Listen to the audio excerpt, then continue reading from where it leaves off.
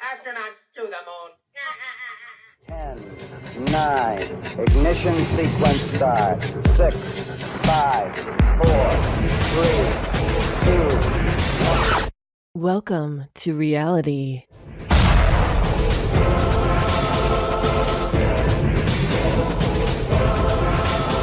What's going on, everyone? It's Jeranism, back with another video for you today.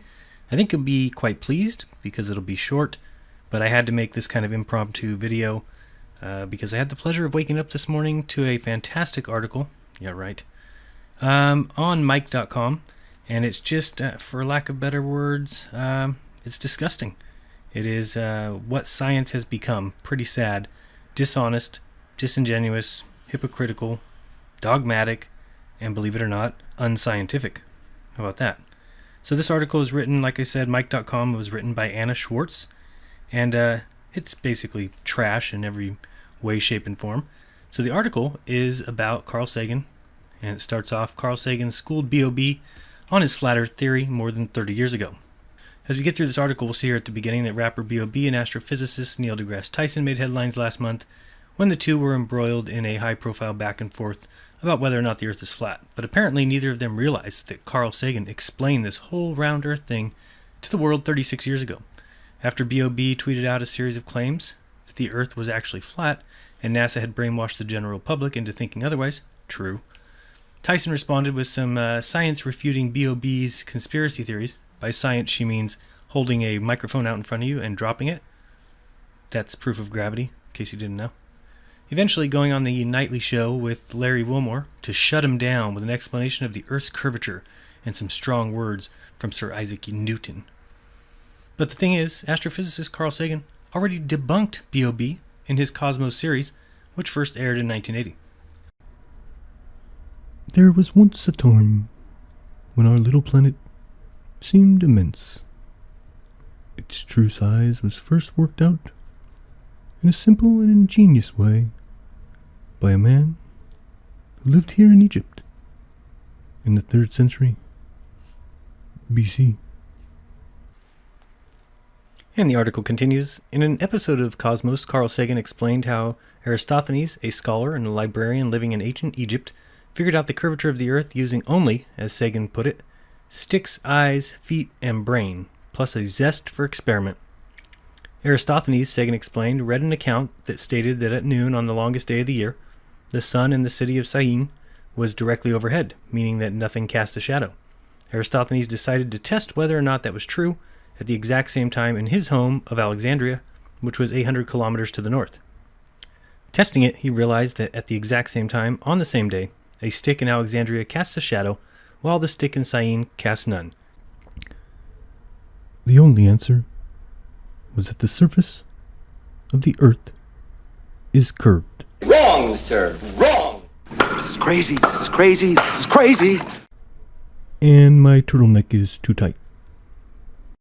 I mean, this guy and this whole entire story have taken on a life of their own. And science just keeps running their dog and pony show out there. Send in Eratosthenes and some bullshit. See if you guys understand this timeline. Now, Neil the other day said that B.O.B.'s beliefs were 4 centuries old. In an article by Lawrence Krauss the other day, he said B.O.B.'s beliefs were 4 centuries old. But Copernicus didn't even discover that it was a ball. That was known since 200 BC. So they can't even keep their damn story straight. I mean, it is disgusting. First of all, if you just read about Eratosthenes, he was the first one, they say, to calculate the tilt of the Earth's axis. So you're supposed to believe Copernicus said the Earth spun and moved around the sun. That was in the 1400s. But 1600 years before that, Eratosthenes said he knew the angle of the axis? Please. And we can go back and look at his books, right, to prove them? Of course not. His books were all the accumulated knowledge that was lost in the tragic fire at Alexandria. And if you haven't looked into that, you might want to. You'll see that our entire past is fabricated. Go back and look at the fire.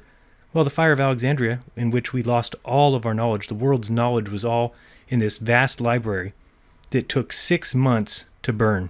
6 months. It burned for 6 months. What a joke. The fire in Alexandria was either in the year 48 BC, or it might have been in 270 AD. Actually, I think it was 391 AD. Nope, it was 642 AD. Those are the dates we have for the fire. Now get this, it actually says this at Wikipedia. It says that Eratosthenes wrote chronographies, a text that scientifically depicted dates starting with the Trojan War. Don't know if you caught that there, but the Trojan War is mythology, and he wrote a scientifically accurate book that depicted dates starting with the Trojan War. And it says the work was highly esteemed for its accuracy at telling us about mythology. So, of course, Eratosthenes is best known as the first person to calculate the circumference of the Earth, which he did by applying a measuring system using the stadia. And basically, we've already talked about it. He had two sticks, one in Alexandria, which happened to be about 450 miles away from the other location. Now, how he communicated with the person over there and how he knew the distance, we don't ask questions. This is science. It's fact. It's proven. Don't you dare ask questions. You understand me? Quiet down. Anyway, like I was saying when I was praising the great Eratosthenes, if we just take a flat Earth and a small sun and it's closer to the Earth, well, there's your answer. So I hope Miss Anna Schwartz gets my email and gets to see that her article made absolutely zero sense from a scientific or a kindergarten standpoint. We'll just take scientifically to start. First of all, in order to come up to the conclusion that Eratosthenes would have, he would have had to assume that the Earth was a sphere. Number one, that's a good way to start your experiments, res rhetoric. And second, he would have had to conclude that it was exactly north-south from Syene to Alexandria, which they would have never been able to figure out. He would have had to known how to measure 1/50th of a circle's circumference, which he probably didn't know. The whole thing is nonsense. It's just built up for everyone to have their little gods, their little dogma. Look at Sagan. Look at this astrophysicist here, Neil deGrasse. Now let's think about Neil deGrasse for a quick second. So he has a PhD, okay? He's got a PhD in a space, that he's never been, and about a place that he's never seen, space. How do you get that? Can you imagine a doctor having an MD who's never seen a human being? Makes no sense. What a joke. So, anywho, Anna Schwartz, your article on Era Make-Believe and his measuring the globe was pretty terrible. And she finishes off by saying, Sagan explains that Eratosthenes, I think we should call him Era Make-Believes, went on to use the information he learned to calculate the circumference of the Earth, and he was pretty close to accurate. Sagan totally lays it down like an expert, so if B.O.B. hasn't seen this clip yet, he probably should get on that. And if that still isn't enough to convince the flat Earth conspiracy theorists, how about the fact that no one has ever fallen off the edge of the planet? Sagan's whole explanation is available below. Oh, no one's ever fallen off the edge of the planet. That's hilarious. That's so funny. You're good. So let me remind you, Miss Schwartz, look outside. You see that sun? Yeah, you think it's 100 times bigger than the Earth and 93 million miles away. Then tonight, go stand at the beach. You see the horizon about 3 miles away? Well, look up slightly. You see that star? 95 quadrillion miles. Makes total sense. You're right. Nobody's ever fallen off the edge of the Earth. Yeah, and you're going 66,000 miles per hour right now as you speed around the sun. Spinning 1,000 miles per hour. You enjoying that? Yeah, and gravity's holding you nice and firmly to the ground, while also holding the billion-pound ocean. Makes no sense. You guys got to think. And in case you didn't know, there is no test that shows that we are spinning on this Earth. There is none.